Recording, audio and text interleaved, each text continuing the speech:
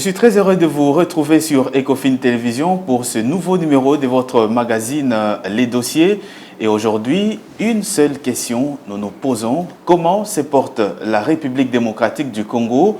En tout cas, une question qui semble à première vue généraliste, mais qui a en tout cas intérêt d'être posée sur les plans économiques, financiers, mais également politiques. Et pour en parler aujourd'hui, je vais recevoir pour vous Teddy Itao. Il est président de ECOPAT, un mouvement congolais qui signifie tout simplement éveil des consciences patriotiques, un mouvement qui a vu les jours, bien entendu, au-delà des frontières de la RDC. Il va devoir nous en parler aujourd'hui.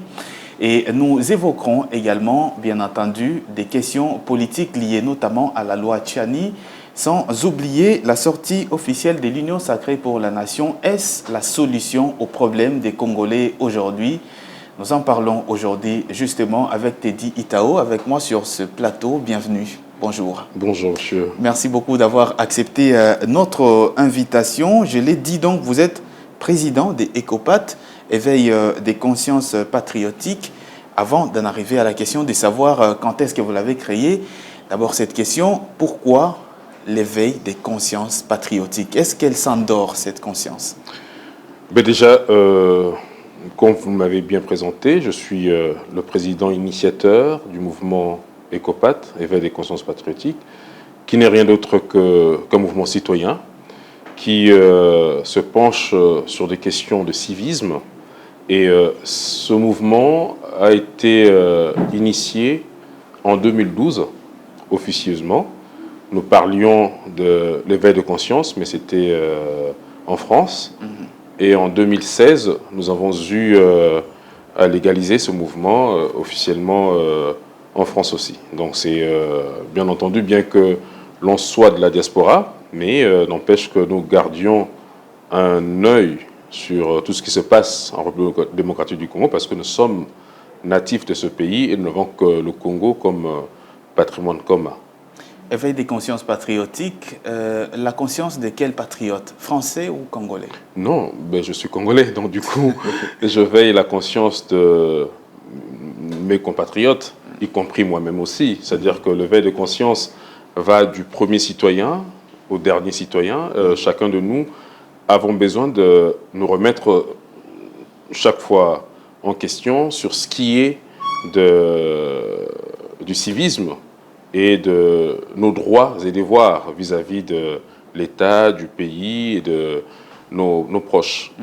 Et quelles sont les actions que vous menez concrètement sur, je vais dire, le terrain, depuis que vous avez vu le jour, les actions que vous avez déjà menées dans l'essence de mener à bon port vos objectifs? Déjà, il y a eu des discussions directes avec pas mal de Congolais. Et sur place au pays, il y a eu des échanges aussi et quelque peu de conférences, de colloques organisés pour essayer de redonner la parole aux Congolais et surtout de faire comprendre ce que nous vivons dans ce pays va au-delà de ce que nous aurions espéré voir. Donc du coup, quand on regarde le quotidien de notre peuple, on se rend compte que les choses vont aux antipodes de ce qui devrait être. Donc du coup, par des conférences, par des échanges, par des émissions telles que vous m'invitez, nous arrivons à toucher le plus nombre de Congolais. Est-ce que vous êtes en contact avec l'institutionnel congolais pour pouvoir vous aider notamment à aller dans ce sens-là? À l'institutionnel de voir le travail que nous faisons et cette profondeur du message que nous apportons. S'ils veulent nous donner main forte, pourquoi pas. Mais je pense que tout Congolais a le devoir de parler de son pays sans pour autant que l'officiel nous donne forcément le cutus de le faire. C'est quoi l'objectif ultime de ECOPAT? Parce qu'on a vu des mouvements comme ça naître et puis finalement c'est devenu des partis politiques tout simplement. Bon, déjà, ECOPAT a dans son objectif, c'est de redorer l'image de l'homme congolais. Remettre l'homme congolais au centre de nos préoccupations. Parce que je suis vraiment désolé, quand je regarde aujourd'hui la politique menée, je me dis que le peuple n'est pas forcément au centre de nos préoccupations, de nos décisions. Et on a l'impression que le tout se passe au niveau de ceux qui ont la possibilité d'avoir le moyen d'utiliser la richesse de ce qui nous revient à nous tous. Ceux qui ont entre leurs mains l'appareil de l'État. Bien entendu. Et le peuple ne se retrouve pas. Donc du coup, je me suis dit, on ne peut pas laisser pérenniser une telle vision de choses tant que le peuple qui donne mandat ne se retrouve pas. Donc du coup, pour nous, on se dit qu'il faudrait que nous arrivions à conscientiser nos autorités sur ce qui est de la responsabilité face au pays et face à la population. Après maintenant, comme je l'ai toujours dit et tel que nous l'avons toujours orienté, ECOPAT n'a pas de penchant politique. C'est-à-dire que nous ne sommes ni de gauche ni de droite. Et ECOPAT se veut être une force de proposition. C'est-à-dire qu'il ne faut pas seulement critiquer pour le plaisir de critiquer, mais il faudrait plutôt donner aussi quelques orientations. Et si l'autorité l'entend de cette oreille, ça pourra toujours profiter. Après maintenant, vous me dites qu'il y a pas mal de mouvements d'éveil. J'entends bien, chacun de nous... Et qui sont devenus des partis politiques. Bon, après devenir parti politique, ce n'est pas refusé à un Congolais. Même moi, aujourd'hui, si j'estime que je peux m'orienter en parti politique, je ne me refuse rien. La constitution de mon pays ne me le refuse pas. Après maintenant, je ne suis pas là pour juger ceux qui ont orienté leur mouvement en parti politique. Mais moi, je me dis, si jamais il advenait que ECOPAT soit orienté en parti politique, il faudrait d'abord que le travail que je suis en train de faire d'éveil porte ce fruit et en même temps que je l'accompagne. Mais seulement, on ne peut pas, bon, selon ce que je vois d'autres mouvements d'éveil, on ne peut pas se dire être un mouvement de veille de conscience et avoir un penchant envers un parti politique. Mais la réalité sur le terrain, elle est telle que vous voulez éveiller la conscience des Congolais, vous voulez que l'homme congolais puisse participer notamment à la richesse de son pays, mais ça va être inefficace quand on sait que si vous n'avez pas le pouvoir politique, vous êtes dans l'incapacité, entre guillemets, d'arriver à vos objectifs, notamment ceux de mettre l'homme congolais au centre des richesses du pays. Donc, vous n'envisagez pas cette possibilité-là. Voilà pourquoi j'ai bien dit, c'est-à-dire que je ne me refuse pas demain à muer vers un parti politique, mais pour le moment, il y a ce travail de fond qui est le travail de veille de conscience. C'est-à-dire qu'aujourd'hui, si on doit faire la politique rien que pour le plaisir de faire la politique et que le concitoyen ne se retrouve pas, je me dis que le pouvoir pour le pouvoir ne rime à rien. Il faudrait d'abord travailler en amont et en aval sur le projet que nous voulons pour ce peuple-là. Et comme je disais, on ne peut pas faire de l'éveil, comme sont jugés d'autres mouvements, on ne peut pas faire de l'éveil en ayant un penchant pour un parti politique, soit de la majorité ou de l'opposition. Parce que quand on est dans la majorité, on risquerait de rentrer dans le vivat, dans les applaudissements. Et pourtant, ECOPAT se veut être neutre pour qu'à chaque moment où nous voyons que la majorité essaye d'orienter le pays dans le bon endroit, dans le bon chemin, nous applaudissons, nous encourageons. Si aujourd'hui, l'opposition politique oriente le pays dans ce qui est bien pour le pays, nous applaudissons, nous encourageons. Mais si l'un ou l'autre n'oriente pas le pays dans le sens que l'intérêt du peuple est garanti, nous sommes là pour dire non, non, non, non, non. Les choses ne devraient pas se passer comme ça. Parce que le civisme que vous et moi avions appris à l'école dit qu'il y a les devoirs, il y a le droit, et même au niveau des familles, on ne peut pas aujourd'hui accepter de voir la fracture au sein de la famille. Et qui est l'autorité qui régule tout cela? C'est l'État qui doit réguler tout cela. Mais quand l'État devient démissionnaire, c'est là où on se dit il faudrait que l'on puisse faire ce travail-là. Bon, maintenant, ce que vous dites est très important, ce que la mission a toujours été bien accompagnée quand on la porte. Voilà pourquoi je vous dis que je ne me refuse rien, ou ECOPAT ne se refuse rien. Si jamais, demain, il s'avérait que nous arrivions à penser à muer en parti politique pour orienter, refonder, reformer l'État, on ne se refuse rien. Ça peut être autant demain comme après-demain, c'est-à-dire le temps, c'est Dieu qui sait le fixer, et nous alignerons selon le temps de Dieu. Tout comme ça peut être à la veille des élections. Comme ça peut être à la veille des On ne élections, sait on ne se jamais. refuse rien. On va quitter ce chapitre-là pour entrer maintenant dans les vifs de notre émission. On va faire un peu un tour de l'état de notre pays actuellement sur différents secteurs de la vie nationale. On va commencer d'abord par les secteurs de l'économie. Comment trouvez-vous cette économie aujourd'hui? Nous avons une inflation qui part en flèche. Nous avons un taux d'échange avec une monnaie qui se dégrade, qui se dévalue au jour le jour. La rareté des produits, des premières consommations. Comment trouvez-vous cette économie aujourd'hui? Est-ce que la RDC la mérite? Mais, vous savez, pas besoin de faire trop de commentaires pour comprendre que l'économie du pays va très mal. Il suffit juste de circuler, de discuter avec la population ou de voir les temps de mendicité que malheureusement nos autorités mettent la population. On comprend très vite que l'économie est en berne. Après maintenant, comment voulez-vous avoir une économie forte quand il n'y a aucune production, il n'y a aucune productivité? Quand nous ne sommes là qu'à importer, nous n'exportons pas. Et c'est normal que nous ayons une économie qui soit très malade. Et nos autorités devraient mettre le curseur sur la productivité, sur le travail de petites et moyennes entreprises, permettre à la population d'être de créateurs d'entreprises pour créer de la richesse, en même temps permettre à ce qu'il y ait de la consommation et de l'export. Mais tant que tout cela n'y est pas et que l'on se donne le temps et la peine de dilapider l'argent de l'État avec ce que j'ai vu le samedi, la sortie de l'Union sacrée qui n'a pas lieu d'être, avec des sommes que j'entends sortir, et après maintenant vous dites que vous pleurnichez que l'économie soit en berne, mais le fait de mal orienter le denier public. Rien ne prouve non plus que ne prouve pas non plus que l'Union sacrée, l'argent de l'organisation a été pris dans les caisses de l'État. En tout cas, ça, il n'y a aucune preuve. Autant rien ne prouve aussi que ça n'a pas été pris dans les caisses de l'État ou que ça a été pris et d'ailleurs, je vais même rebondir à votre question. Admettons que ça ne soit pas pris dans les caisses de l'État et que nous avons l'humanisme.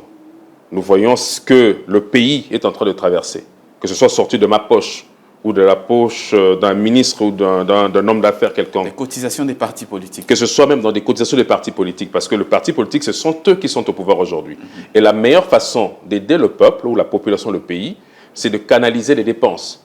C'est-à-dire que cet argent qui est sorti d'un individu lambda, si l'on veut croire se dire, aurait pu aider nos mamans maraîchères à pouvoir se retrouver, nos jeunes à pouvoir être formés, parce que quand nous avons, dans le fait de société, autant de Koulouna, c'est parce qu'il n'y a pas de travail, c'est parce qu'il n'y a pas de réorientation dans la vie sociale.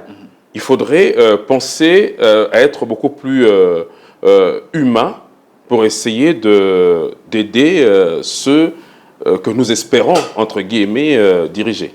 Mais qu'est-ce qui choque dans tout ça? On va revenir à notre sujet, mais qu'est-ce qui choque dans tout ça? Le fait que l'Union sacrée aille au stade et que la situation sociale dans la population ne va pas, ils vont arrêter toutes les activités politiques. Alors que les élections approchent, l'opposition brandit des muscles, eux n'avaient les droits de rien faire. Jusque-là, je n'ai pas vu l'opposition qui va quand même au stade et dépenser autant d'argent. Ils ont prévu quand même une marche. Autant que l'on peut prévoir, mais je ne pense pas qu'on mettra autant de moyens de ce que j'ai vu. Parce que ce que j'ai vu le samedi, c'est carrément ce lancement d'un départ électoral. Et pourtant, nous n'y sommes pas encore.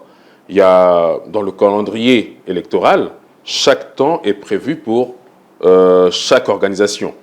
Et quand nous disons, parce que j'entends souvent les politiques dire qu'il faudrait que nous soyons de cœur avec nos frères de l'Est.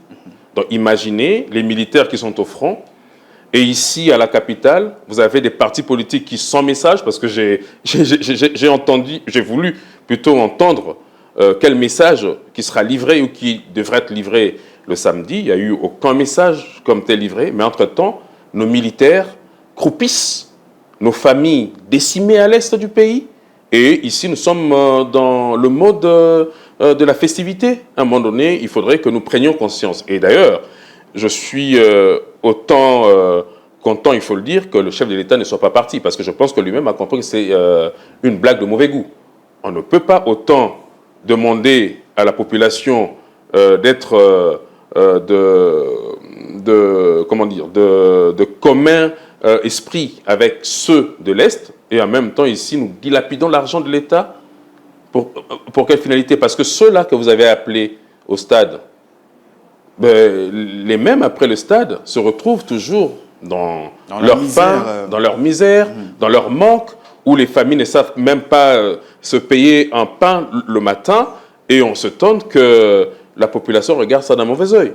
Moi, je trouve que ça n'a pas été important et opportun de le faire pour le samedi passé. Très bien. Revenons maintenant à nos moutons. Le maïs, la farine des maïs aujourd'hui, elle est extrêmement difficile à trouver actuellement dans les provinces issues du Grand Katanga et même une partie du Kasaï également. C'est un problème qui date depuis plus de 2 décennies maintenant. Mais pourquoi l'État n'arrive pas aujourd'hui à trouver une solution pérenne à ce problème, selon vous, en tant qu'écopathe? Pourquoi l'État n'arrive pas à trouver des solutions et que proposeriez-vous? Ben écoutez, ce problème de rareté de maïs au Congo met de passe. Nous sommes un pays qui a une superficie qui permet qu'il y ait l'agriculture, qu'il y ait une orientation dans ce sens, mais malheureusement, nos autorités ont peut-être du mal à orienter leur politique dans le sens de promouvoir l'agriculture et l'équilibre social. Dit-on, gouverner, c'est prévoir. C'est un problème, comme vous le dites si bien, qui daterait de 2 décennies. Mais qu'est-ce que ceux qui ont pour mission de nous diriger, de nous gouverner, qu'est-ce qu'ils ont mis en place comme politique agricole? Qu'est-ce qu'ils ont mis en place comme politique économique? Parce qu'il faudrait à un moment donné que l'on crée l'économie de la politique. C'est-à-dire que toute orientation qui devrait amener le pays et le peuple à se retrouver pour essayer de combattre la faim, c'est quelque chose qui devrait être le cheval de bataille de notre gouvernement.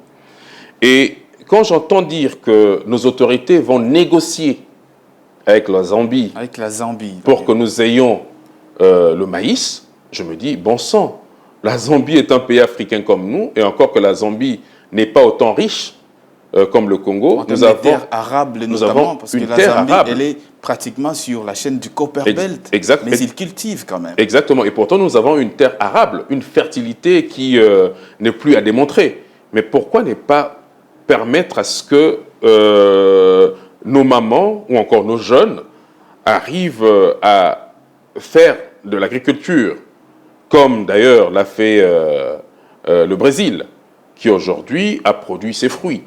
C'est-à-dire que le Congo est un pays à vocation à nourrir et l'Afrique et le monde, parce que nous avons cette capacité. Mais pour qu'il y ait cette capacité, pour qu'il y ait cette volonté de faire les choses, il faudrait qu'il y ait une bonne organisation, une bonne direction et l'amour sincère du pays, de la population. Et de là, on verra qu'au lieu d'être assez personnel, on pensera plutôt plus à ce qui nous fera avancer qu'à nous faire des quémandeurs du monde.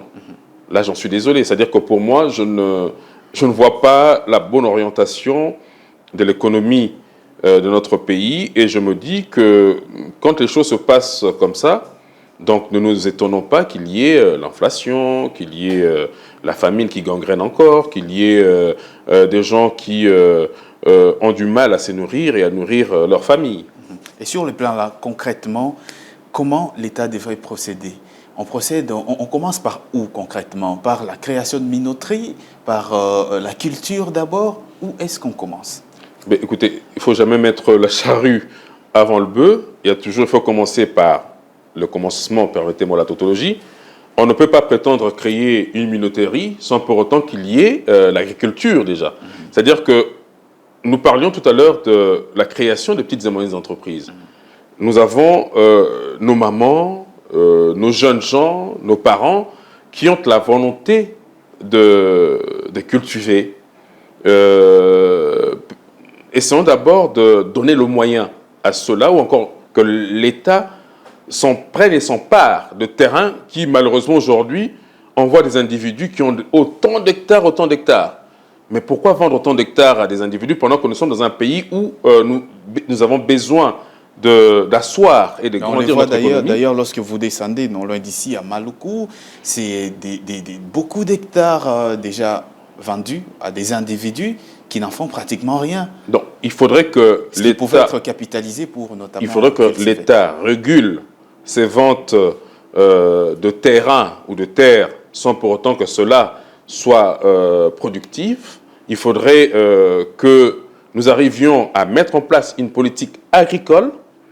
Le maïs en soi, ça ne met pas autant de jours pour germer. Donc, il faudrait que nous arrivions à mettre la politique d'agriculture sur place et en même temps créer des industries dont vous parliez de la minoterie. Tout à fait. Et c'est-à-dire que c'est des petites choses comme ça qui permettront déjà à ce que nous ayons une indépendance et autosuffisance alimentaire. Il n'y a pas que l'agriculture. Nous avons autant de fleuves, autant de rivières qui peuvent nous sortir de poissons. La population ne peut pas mourir de faim au Congo. Mais moi, je me dis qu'aussi longtemps que nos autorités ne comprendront pas ce qu'est le Congo, nous continuerons toujours à pleurnicher. C'est bien facile, et bien que j'applaudis la décision du chef de l'État à faire du 6 avril, journée chômée fériée pour Kimbangu, mais je pense que Kimbangu a eu à faire un travail, dans ce même travail de veille que nous sommes en train de faire aujourd'hui. Et d'ailleurs, nous disons que c'est journée fériée pour l'éveil des consciences africains. Mais tant qu'il n'y a pas de veille, aujourd'hui, Kimbangu n'aurait pas eu le gain de cause à pouvoir aujourd'hui être honoré. Si nous avons compris le combat de cet homme, de ce grand homme, et de ce que ce grand homme a voulu pour le Congo et pour l'Afrique, je pense que je demanderai à nos autorités de rester focus dans ce qu'était son combat pour que nous ayons émergence réellement dans notre pays. On va en venir maintenant à la question de la dévaluation de notre monnaie. Ça aussi, on l'a constaté depuis 2016, la crise politique de 2016, c'est une dévaluation sans précédent. On est parti de 1600 francs congolais, le dollar américain. Aujourd'hui, on est à près de 2300 francs congolais, le dollar américain. Qu'est-ce qui peut expliquer cela? Mais on va toujours revenir et tourner sur ce manque de productivité, ce manque d'exportation. Nous n'exportons rien, nous ne produisons rien, nous n'avons pas d'industrie. Et vous voulez que notre monnaie ait une force comment? Et quand nous mettons en même temps la monnaie extérieure comme monnaie d'échange, comme monnaie locale, en dévaluant ou encore en minimisant notre propre monnaie, mais c'est normal que nous ayons cette inflation. Et en même temps, quand nous avons recours aux planches à billets et autres pour essayer de renflouer un peu l'argent dans la population, ça crée tout ceci. C'est aussi longtemps que nous n'aurons pas une politique de productivité, aussi longtemps que nous n'aurons pas à mettre en valeur nos matières premières, mais ne nous étonnons pas qu'il y ait inflation sur inflation. Est-ce que vous êtes de ceux qui pensent que la Banque centrale aujourd'hui ne fait pas convenablement son travail? Mais n'est-ce pas que la Banque centrale, c'est l'autorité régulatrice plutôt de tout ce qui est monnaie dans le pays. Après maintenant, si nous vivons cette inflation, donc ça nous envoie à dire que la Banque centrale ne fait pas son travail. Mais maintenant, il ne suffit pas seulement d'accuser la Banque centrale, mais est-ce que le gouvernement permet à ce que la politique économique soit réellement orientée pour qu'au niveau de la Banque centrale, qu'il y ait aussi une facilité de régulation au dépend de la politique que nous menons. Parce que la Banque centrale, sans qu'il y ait l'orientation du gouvernement, elle ne peut rien faire. Elle ne peut rien faire. Quand la tête ne va pas, ne nous étonnons pas que tout le reste du corps soit malade. Tout à fait. Alors, cette banque centrale, on reproche notamment à la banque centrale, au ministre des Finances, de recourir, vous l'avez dit ici, au plan Chabier. Vous pensez que c'est ça aussi qui peut être à la base de cette dévaluation de la monnaie? Mais on le sait très bien, quand il y a rareté de devises, c'est normal que nous ayons l'inflation. Mais tout comme la Zambie, la RDC exporte beaucoup de ces matières premières et nous captons quand même beaucoup de devises. Pourquoi ça continue, cette situation? Mais tout comme la Zambie, aujourd'hui, la RDC va négocier avec la Zambie pour nous envoyer le maïs, c'est-à-dire que nous arrivons comme à payer et ils arrivent à faire rentrer l'argent. Merci beaucoup, Teddy Itao. On va continuer, on va chuter par des questions un peu plus politiques. On a parlé de la loi Tchani, ça a fait beaucoup de débats à l'Assemblée, avant même que les débats ne soient ouverts à l'Assemblée nationale, parce que la proposition de loi n'a pas été officiellement, en tout cas, traitée au niveau de la Chambre basse du Parlement. Qu'avez-vous pensé de cette proposition de loi? Ben écoutez, il faut regarder cette question avec beaucoup de sagesse et surtout il faut enlever le sentiment dans cette question.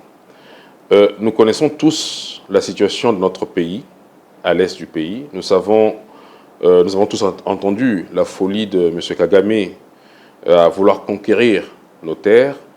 Et nous avons souvent pour habitude de dire que nous sommes infiltrés, notre armée est infiltrée, notre pays est infiltré. Et je pense qu'en bon Congolais, parce que moi, personnellement, j'aime autant mon pays, je suis Congolais, je dirais à 1000%, de père, de mère, de grand-père, des arrière. Donc, cette loi ne peut pas me déranger.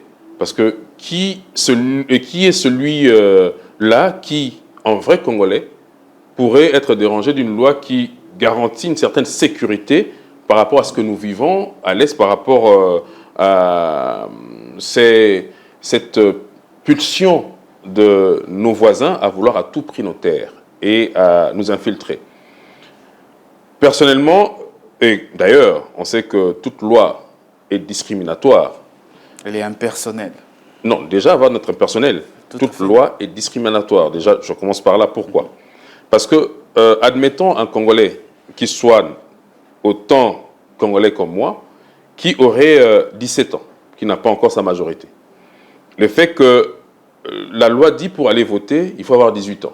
Et pourtant, nous savons qu'il y a des jeunes de 17 ans qui seraient peut-être plus matures psychologiquement, psychiquement par rapport à d'autres. Mais tellement que la loi te dit, malgré que tu sois Congolais, tu n'as pas encore la majorité, tu ne peux pas voter. Déjà, c'est discriminatoire.